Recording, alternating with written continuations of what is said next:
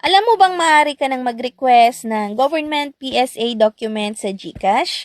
Napakadali lang yan. I-click ang GLive, then piliin natin ang government services. Yan.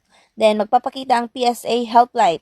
Pero nga dahil baguhan pa ito ay makakaranas po tayo ng mga error. At siguraduhin din po natin na malakas ang ating signal para maiwasan po natin ang mga ibang error dyan.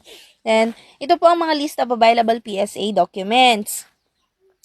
Then, fees and processing time will depend on whether you choose PDF download or delivery. Pwede po natin siyang i-download via PDF, electronic copy, or pwede din po natin siyang ipa-deliver. Pero nga lang, mas malaki ang babayaran.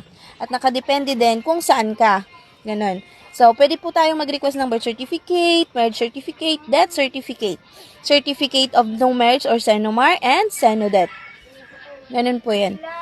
So, kung electronic copy, 300 pesos lamang sa birth certificate, marriage certificate, at death certificate. Pero pagka pa-deliver po natin is 360 pesos. At tatandaan po natin na dapat may laman ng ating GCash.